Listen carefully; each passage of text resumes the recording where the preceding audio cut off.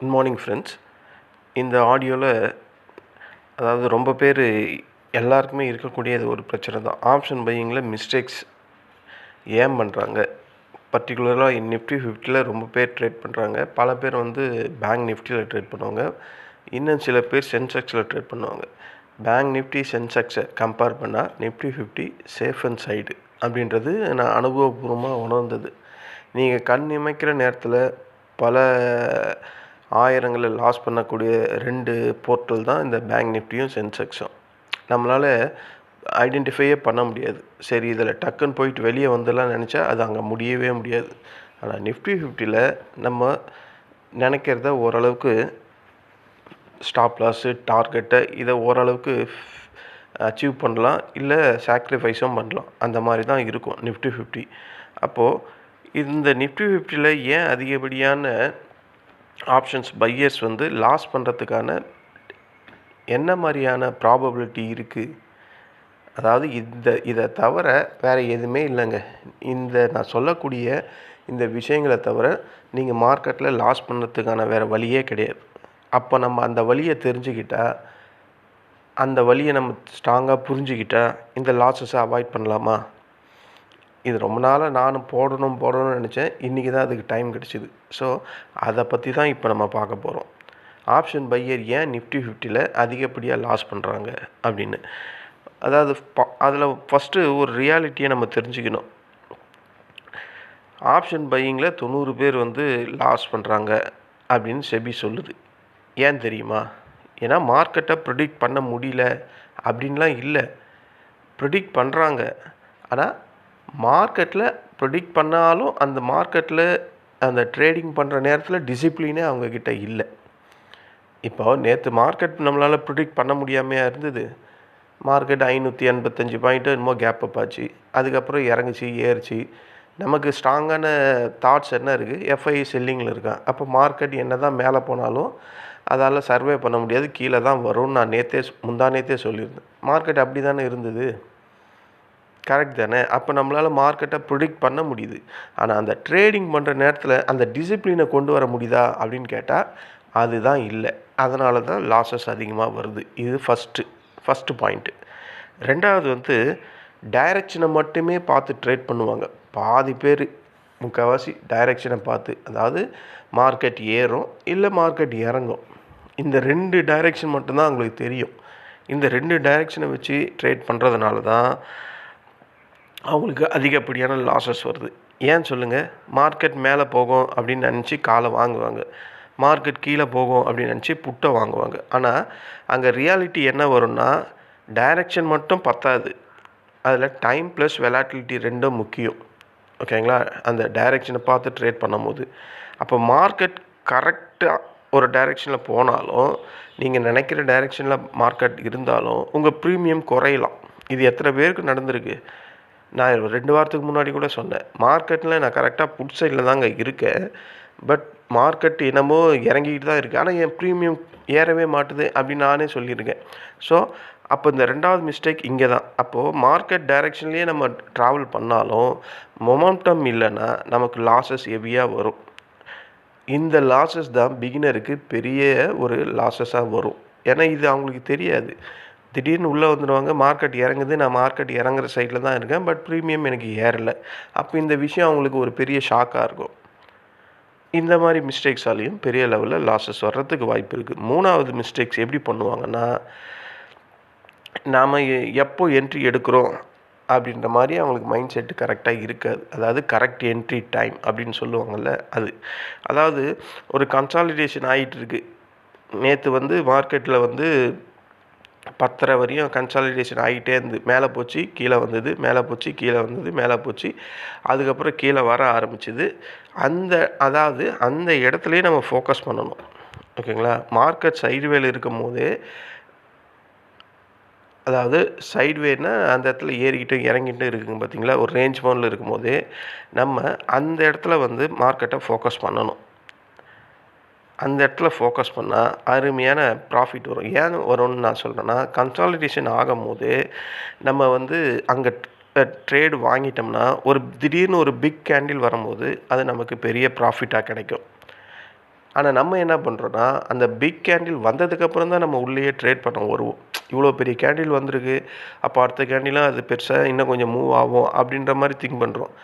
அந்த மூவ் வந்து ஆல்ரெடி முடிஞ்சு போச்சு. அந்த பெரிய கேண்டில் வந்தது முடிஞ்சு போச்சு. அதுக்கப்புறம் ஒரு பையிங் ப்ரெஷரோ ஒரு செல்லிங் ப்ரெஷரோ வந்தாலும் அந்த அளவுக்கு வருமானது நமக்கு தெரியாது. அப்போது பிக் கேண்டில் வந்ததுக்கப்புறம் தான் ட்ரேட் பண்ணக்கூடியவங்க பல பேர் இருக்காங்க. அப்போ ஆல்ரெடி அது மூவ் ஆனதுனால இவங்க வாங்கின அடுத்த செகண்ட்லேருந்து அது மேலே போகிற மாதிரி போயிட்டு கீழே இறங்கிடும். அப்போ இதில் என்ன ஆகும்னா, மிகப்பெரிய ப்ரீமியம் குத்து நம்ம வாங்குவோம். நேற்றெல்லாம் அப்படி தானே இருந்தது. எவ்வளோ ப்ரீமியம் எவ்வளோ அதிகமாக இருந்தது, அவ்வளோ கொடுத்து வாங்குவோம். அதுக்கப்புறம் அது சைட்வேல போனாவோ இல்லை அங்கேருந்து கீழே கொஞ்சம் ரிவர்ஸ் ஆனாவோ நமக்கு ப்ராஃபிட் பெரிய லெவலில் வரும். அப்போ இதுக்கு சொல்யூஷன் என்னென்னா, அந்த பிரேக் அவுட் கன்சாலிடேஷன் ஆகுதுன்னு சொல்கிறோமே அந்த இடத்துலையே பிளான் பண்ணணும்.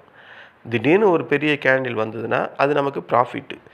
அப்படி இல்லையா, அந்த பெரிய கேண்டில் போயிட்டு ஒரு ரீட்ரேஸ்மெண்ட் மாதிரி வரும், ரீடெஸ்ட் பண்ண வரும். அந்த இடத்துலையாவது நம்ம யூஸ் பண்ணணும். ஓகேங்களா? இதுதான் அடுத்த ஒரு எரர். நான் இவ்வளோ நாள் இருந்ததில் நான் இந்த எரர் தான் எல்லாருமே பண்ணுவாங்க.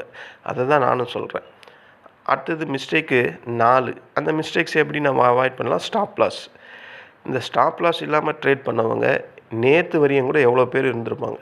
நேற்று ட்ரேட் ஆச்சு, நேற்று வரையும் ட்ரேட் பண்ணும்போது ஸ்டாப் லாஸ் இல்லாமல் நான் ட்ரேட் பண்ணுறேன் அப்படின்றவங்க எத்தனை பேர் இருந்திருப்பீங்க. அப்போ அந்த ஸ்டாப் லாஸ் இல்லாமல் ட்ரேட் பண்ணுறவங்களோட சைக்காலஜி என்னவாக இருக்குன்னா, நம்ம லாஸ் ஆனாலும் பரவாயில்ல, மார்க்கெட் எப்படியும் திரும்பிடும், இன்னும் கொஞ்சம் வெயிட் பண்ணலாம், இப்படி சொல்லிக்கிட்டு அன்றைக்கி ஃபுல்லாக டோட்டலாக அக்கௌண்ட்டை ஜீரோ ஆக்கிடுவாங்க. அப்போது என்ட்ரி எடுத்த உடனேயுமே என்ன பண்ணணும்? எஸ்எல்லை ஃபிக்ஸ் பண்ணணும். மேக்ஸிமம் உங்களோட டாலரேட் பண்ணக்கூடிய லாஸஸ் பர்சன்டேஜை மட்டும்தான் நம்ம அங்கே யூஸ் பண்ணணும். மார்க்கெட் திரும்பிடும், இல்லை இங்கேருந்து மறுபடியும் திரும்பும், இல்லை கொஞ்சம் நேரம் வெயிட் பண்ணலாம், இந்த மாதிரி அந்த மென்டாலிட்டியை நம்ம மார்க்கெட்டில் வரக்கூடாது. இது பல பேர் அழிச்சிருக்கு. ஓகேங்களா? இந்த மிஸ்டேக்கு. அடுத்த மிஸ்டேக் வந்து ஒரு நாளில் அதிகப்படியான ஓவர் ட்ரேடிங் பண்ணக்கூடியது. ஒரு நாளில் 5 பண்ணலாம் அப்படின்னு நானே சொல்லுவேன். ஏன்னா நானே 5 தான் பண்ணுறேன். சில பேர் 10 பண்ணுவாங்க. இது கூட ஓரளவுக்கு அக்செப்டபிள் தான் சொல்லலாம். 10 அதிகம்தான். 10மே உங்களுக்கு லாஸ் வந்துச்சுன்னா அப்போ என்ன லாஸ் வரும்னு பார்த்துங்க. சரி, அந்த லாஸ் வந்தது கூட பரவாயில்ல, இப்போ இருக்கிற டேக்ஸு, ப்ரோக்கரேஜ் கமிஷன் இதெல்லாம் சேர்த்தா அப்போ எவ்வளோ வரும்னு பார்த்துங்க. அப்போது 5ன்னா ஓரளவுக்கு டீசெண்டாக இருக்கும். அது அவங்கவுங்க கெப்பாசிட்டி, அவங்கவுங்களோட ஃபினான்ஷியல் பேக்ரவுண்டை பொறுத்து இருக்குது. பட் ஒரு ரியல் ட்ரேடர் 5 தான் பண்ணுறாங்க. நான் படிக்கிற எல்லா புக்லேயுமே 5 தான் மென்ஷன் பண்ணுறாங்க. அப்போ ஒரு நாளைக்கு மோர் தென் 10 ட்ரேட்ஸ்க்கு மேலே பண்ணுறவங்க இதை அவாய்ட் பண்ணணும். இதால் தான் அவங்களுக்கு பெரிய பெரிய லாஸஸ் வர்றது. இந்த ஓவர் ட்ரேடிங் பண்ணது ஒரு லாஸ் வந்துச்சுன்னா அடுத்த லாஸை நோக்கி போகும், அதை ரெக்கவரி பண்ணணும்னு. அதை ஒரு லிமிட்டட் லாட்ஸ்குள்ளே இருந்ததுன்னா பிரச்சனை இல்லை. மோர் தென் லாட்ஸ் எடுப்பாங்க. அப்போ அதில் லாஸ் வந்துடும். அந்த லாஸை ரெக்கவரி பண்ணணும்னு மறுபடியும் போவாங்க. இப்படி ரெக்கவரி பண்ணுன்னு போய் அது ரிவெஞ்ச் ட்ரேடாக மாறிடும். அப்போ ரிவெஞ்ச் ட்ரேட் வந்தாவே மைண்ட் கண்ட்ரோலில் நீ இல்லைன்னு ஆகிடும். மார்க்கெட்டோட அந்த பிளேயில் நீ இன்வால்வ் ஆகிட்ட அப்படின்ற மாதிரி ஆகிடும். இந்த சின்ன பசங்க கேமில் இந்த கத்தி சண்டை போடுறது, கன் ஃபைட்டு, பப்ஜி அது இதெல்லாம் இருந்ததில்ல, அந்த நிலைமைக்கு நம்ம போயிடுவோம். அப்போது ஓவர் ட்ரேடிங்கை நம்ம டோட்டலாக இங்கே அவாய்ட் பண்ணணும். அப்போ ஓவர் ட்ரேடிங்கால் லாஸ் வந்துட்டால் அதில் கமிஷன் இருக்குது, அது இருக்குது, இது இருக்குது, நான் பல தடவை சொல்கிறேன். அப்போ உங்ககிட்ட இருக்க அந்த கிளாரிட்டி சுத்தமாக போயிடுறதுனால தான் இதுதான் எல்லாருக்கும் மிகப்பெரிய லாஸஸ். எக்ஸ்பீரியன்ஸ் ஆளுக்கும் வரக்கூடிய லாஸஸ் இது தான். ஓரளவுக்கு மினிமம் எக்ஸ்பீரியன்ஸ் இருக்கவங்களும் இதே நிலமை தான். ஸ்மார்ட் பையர், அதாவது ஸ்மார்ட் ட்ரேடர்ஸ்க்கு இந்த பிரச்சனை இருக்குமா அப்படின்னு கேட்டால் இருக்கிறதுக்கான வாய்ப்புகள் ரொம்ப ரொம்ப கம்மி தான். ஏன்னா அவங்களுக்கு அடிபட்டு அந்த பக்குவம் வந்திருக்கும். ரெண்டாவது பல இயர் மார்க்கெட்லேயே இருக்கிறதுனால அந்த அனுபவம் இருக்கும். மார்க்கெட் இது கண்டிப்பாக ட்ராப்பாக இருக்கும்னு அவங்க மார்க்கெட் ஏறும் போதே சொல்லிடுவாங்க. இது கண்டிப்பாக மார்க்கெட்டில் ட்ராப்பாக இருக்கும், இது ரீட்ரேஸ்மெண்ட் வரும்போது நம்ம எடுப்போம் அப்படின்ற மாதிரி அவங்க மார்க்கெட்டை முன்னாடியே ப்ரிடிக்ட் பண்ணி ட்ரேட் பண்ணுவாங்க. அதுவும் இவ்வளோ தான் நினச்சி ட்ரேட் பண்ணுவாங்க. அதில் ரிஸ்க் மேனேஜ்மெண்ட் இவ்வளோ தான் நினைப்பாங்க. இதில் டார்கெட்னு வச்சா இவ்வளோ தான் வைப்பாங்க. ரியல் ட்ரேடர்ஸ் டார்கெட் ஹியூஜாலாம் வைக்கவே மாட்டாங்க. ஓகேங்களா? அப்போ இந்த மாதிரி நம்ம மிஸ்டேக்ஸை அவாய்ட் பண்ணால், இந்த பர்ட்டிகுலராக இந்த ஓவர் ட்ரேடிங், ரிவென்ஸ் ட்ரேடிங்கை நம்ம அவாய்ட் பண்ணால், மார்க்கெட்டில் எல்லாருமே சர்வே பண்ணலாம். கண்டிப்பாக சொல்கிறேன். இந்த 2ஆல் தான் நம்ம எல்லாருமே பெரிய லெவலில் லாஸ் பண்ணுறோம். மார்க்கெட் டைரெக்ஷனை விட்டுருங்க. நான் ஃபஸ்ட்டு சொன்ன மாதிரி ஸ்டாப் லாஸை கூட விட்டுருங்க. அப்புறம் லேட் என்ட்ரி கூட விட்டுருங்க. இந்த மாதிரி நான் சொன்ன மிஸ்டேக்ஸை விட்டுட்டு இந்த ஓவர் ட்ரேடிங்கையும் இந்த ரிவென்ஸ் ட்ரேடிங்கும் விட்டுட்டாவே பாதி பேர் இல்லை 70% வந்து லாஸஸ்லேருந்து பெரிய லாஸஸ்லேருந்து வெளியே வர்றதுக்கான வாய்ப்புகள் அதிகம். அப்போ இதுக்கு சொல்யூஷன் என்னென்னா அதை தான் நான் சொன்னேன். ஒரு நாளைக்கு 1லேருந்து 5 ட்ரேட் வரைக்கும் பண்ணுங்கள். கரெக்டான உங்கள் ரிஸ்க் மேனேஜ்மெண்ட்டை ஃபாலோ பண்ணுங்கள். Discipline must. மார்க்கெட்டில் நீங்கள் ஸ்ட்ராட்டஜி கற்றுக்கிறத விட டிசிப்ளினை கற்றுக்குங்க. அதுதான் மெயின். அப்போ 6வது மிஸ்டேக் என்ன? ஒரு ராங் ஸ்ட்ரைக் ப்ரைஸை யூஸ் பண்ணுறது. இதை தானே எல்லாருமே முந்தா நேற்று கூட ஒருத்தர் எனக்கு வீடியோவில் வாட்ஸ்அப்பில் கேட்டிருந்தார். 6 லட்ச ரூபா லாஸ் பண்ணியிருக்காரு ஓடிஎம்மில் போயிட்டு. எதுக்கு இந்த மாதிரி 6 லட்ச ரூபா வேல்யூ? எவ்வளோ பெரிய அமௌண்ட்டு! எவ்வளோ கேட்கவே நமக்கு எவ்வளோ கஷ்டமாக இருக்குது. ஒரு 1000 ரூபாய் சம்பாதிக்கிறது எவ்வளோ கஷ்டமாக இருக்குது நமக்கு மார்க்கெட்டில். அதில் எப்படி 6 லட்ச ரூபா வந்து நீங்கள் லாஸ் பண்ணுறீங்கன்னே எனக்கு புரியல. அதுவும் ஒரு நாளில். அப்போது அவரே சொல்கிறாரு, ஓடிஎம்மில் தாங்க நான் எடுத்துட்டேன் அப்படின்னு. ஓடிஎம்மில் தான் எடுக்கக்கூடாதுன்னு நான் பல தடவை சொல்கிறேன். ஓடிஎம் வந்து அந்த ஆப்ஷனை பார்த்தாவே சீப்பாக எல்லாரையும் வாங்கு அப்படின்ற மாதிரி தான் இருக்குது. அதை உங்களை அட்ராக்ட் பண்ணுறான். அதாவது இந்த விலங்குகள்லாம் ட்ராப் வைக்கிற மாதிரி அது உங்களுக்கான ட்ராப்பு, ஆப்ஷன் பையருக்கான ட்ராப் தான் இந்த ஓடிஎம். நீங்கள் தெரிஞ்சு அந்த ஓடிஎம் ட்ராப்பில் போய் மாட்டிக்கிறீங்க. ப்ரீமியம் ரொம்ப கம்மியாக இருக்குது, கரெக்டு. அதில் எந்த அளவுக்கு ப்ரீமியம் கம்மியாக இருக்கோ அதே அளவுக்கு தீட்டாவோட எஃபெக்ட்டு ரொம்ப அதிகம். மூவ் வந்தாலும் உங்கள் ப்ரீமியம் ஏற போகிறதே கிடையாது ஓடிஎம்மில். உங்கள் ப்ரீமியம் எப்போ ஏறும்?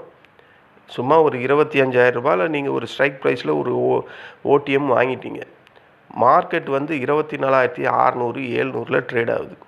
அது 25,000 வந்து 25,100 அந்த ஸ்ட்ரைக் ப்ரைஸுக்கு வந்தால் தாங்க உங்கள் ஓடிஎம் வந்து ஒரு 30-40 பாயிண்ட்டாவது ஏறும். நீங்கள் எப்படி தான் அவ்வளோ சீப்பான வேல்யூ வந்து அதை அவ்வளோ குவான்டிட்டியை வாங்கி வச்சுட்டு வந்துடும்னு வெயிட் பண்ணுறீங்களே, எனக்கு ஒன்றும் புரியல. அப்போ நம்ம எவ்வளோ பெரிய பிளண்டர் எரர் இங்கே பண்ணிக்கிட்டு இருக்கோம். நமக்கு தெரிஞ்சு தான் பண்ணுறோமா அப்படின்ற மாதிரி ஒரு கொஸ்டின் வருது இல்லை. ஓடிஎம் ஏறாது. ஓடிஎம்லாம் ஏறினோம்னா பெரிய பிக் மொமெண்டம் வரணும். நீங்கள் வாங்கி வச்சுருந்து இன்றைக்கி நைட்டு வாங்கி வைக்கிறீங்க, நாளைக்கு திடீர்னு ஒரு 1000 பாயிண்ட் 2000 பாயிண்ட் ஏறுதுன்னா ஓடிஎம் அப்போ ஏறும். ஆனால் லைவ் ட்ரேடில் பண்ணும்போது ஓடிஎம் அந்தளவுக்குலாம் ஏறாது. இந்த மணி ஒரு பாயிண்ட் ஏறுச்சுன்னா அது 70 பைசா ஏறும். அடுத்த மணி நிஃப்டியில் ஒரு பாயிண்ட் ஏறுச்சுன்னா அது 30 காசு ஏறும். இதுவே ஓடிஎம் நிஃப்டி 50 ஒரு பாயிண்ட் ஏறுச்சுன்னா அவன் 0.05 தான் ஏறுவான். ஒரு 5 பைசா கூட இல்லை. 5 பைசா வர்றதுக்கே மோர் தென் 10 டைம்ஸ் வரணும். இதுதான் இந்த தீட்டா, காமா, வேகா இந்த மாதிரி எஃபெக்டோட வேல்யூ. இந்த எஃபெக்டோட வேல்யூ நான் ஏற்கனவே சொல்லியிருக்கேன். அப்போது நீங்கள் மறுபடியும் அதே ஓடிஎம்மில் போய் ட்ரேட் பண்ணால் அதில் என்ன யூஸ் இருக்குது? அதனால தான் பெரிய லெவலில் லாஸ் பண்ணுறது. அப்போது ராங் ஸ்ட்ரைக் ப்ரைஸை நம்ம சூஸ் பண்ணுறது தான் அங்கே மிகப்பெரிய பாயிண்ட். இன்றைக்கி 2000 போதும், 5 நாளில் 2000னா 10,000 ரூபாய் வருது. அப்படி திங்க் பண்ணுங்கள். ஒரே நாளில் 10,000 வரணும்னு ஏன் திங்க் பண்ணுறீங்க? அப்போ நீ இது க்ரீடியில் தானே போகுது. க்ரீடி போனாவே அப்போ என்ன ஆகும்? உங்கள்கிட்ட இருக்கிறத மார்க்கெட் பிடுங்கி தான் விடும். டிசிப்ளின் இல்லைன்னா மார்க்கெட் உன்னை பனிஷ் பண்ணணுன்னு நான் பல தடவை சொல்கிறேன். அப்போது நீங்கள் தான் அதுக்கேற்ற மாதிரி உங்களை அடாப்ட் பண்ணிக்கிட்டு மார்க்கெட்டில் ட்ரேட் பண்ணணும். 7வது மிஸ்டேக்ஸ் வந்து என்னென்னா, ஏதாவது ஒரு நியூஸு, ஒரு ஈவெண்ட்டு இருக்குன்னா அதை நியூஸை பேஸ் பண்ணி மார்க்கெட் ஏறிக்கிட்டே இருக்கும். அவங்க பார்ட்டிசிபேட் பண்ணவே மாட்டாங்க. நம்ம பார்ட்டிசிபேட் பண்ணணுன்ட்டு அந்த எமோஷனில் போய்ட்டு ட்ரேட் பண்ணுவாங்க. அது ஆல்ரெடி ஏறி முடிஞ்சிட்ருக்கோம். அப்போ போய் ட்ரேட் பண்ணும்போது அது மார்க்கெட் அங்கேருந்து இறங்கும்.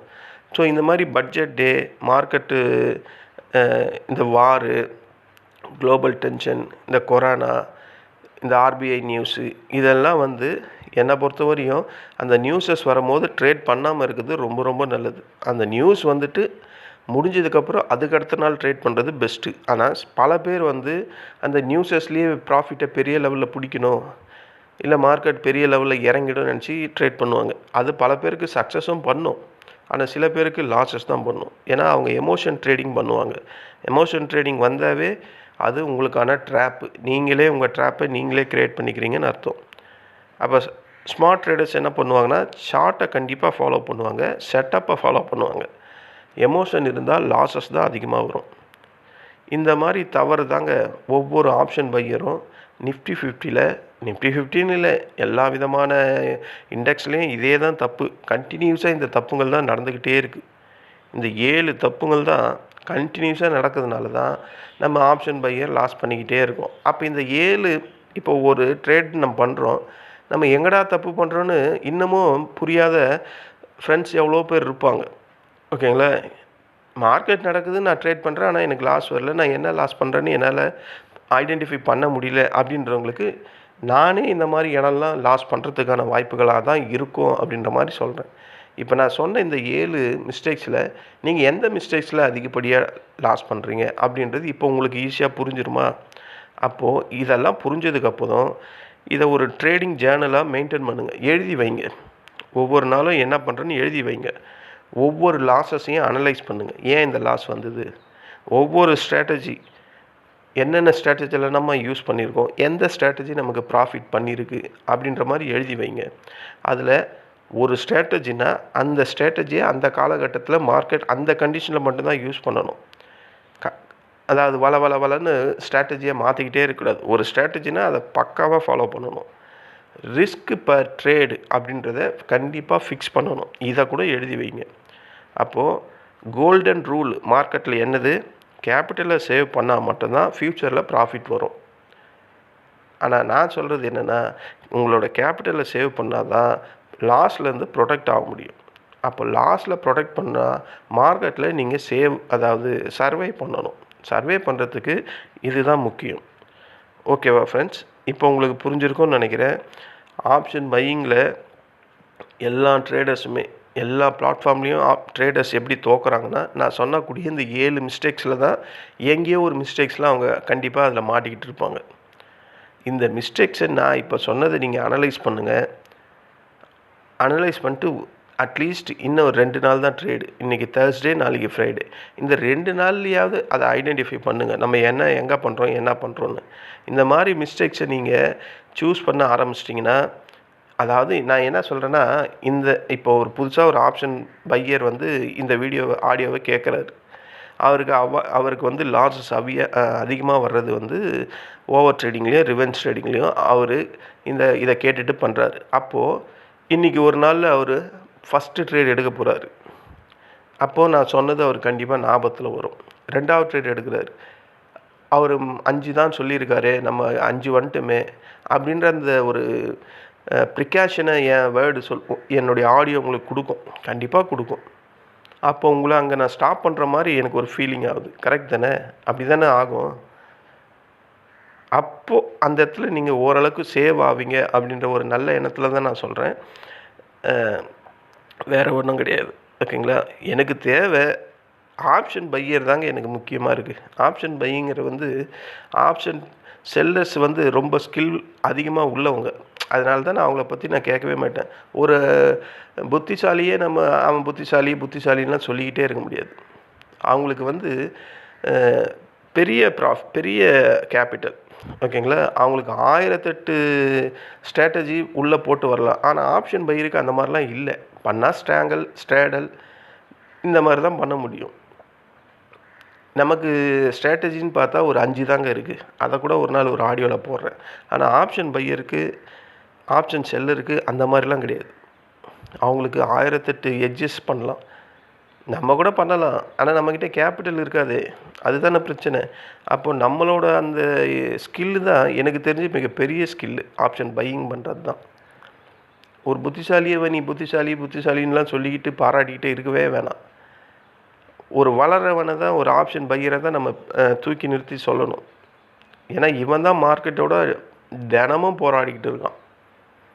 அவங்க ஆப்ஷன் செல்லரில் இப்போ லாஸ் பண்ணலையான்னு கேட்டால் அவங்களுக்கும் இருக்குது. அவங்களுக்கு இழப்பெல்லாம் பெரிய லெவலில் இருக்கும். நம்ம 2000 3000னா அவங்களுக்கு 20,000 30,000ன்னு இருக்கும். அதெல்லாம் தெரிஞ்சு தானே அவங்க உள்ளே வராங்க. அது மாதிரி நம்ம இந்த 2000க்கே புலம்பும்போது அவங்களுக்கு எப்படி அவங்களோட புலம்பல் பெருசாக இருக்கும். ஆனால் அவங்க ஈஸியாக மார்க்கெட்டில் சம்பாரிச்சிருவாங்க. மார்க்கெட் எல்லா நாளும் ஏறிக்கிட்டு இறங்கிட்டுலாம் இருக்காது. 20 நாள் ட்ரேட் ஆகுதுன்னா கண்டிப்பாக 10 நாள் சைட்வேல இருக்கும், இல்லைனா ரேஞ்ச் பவுண்டில் இருக்கும்.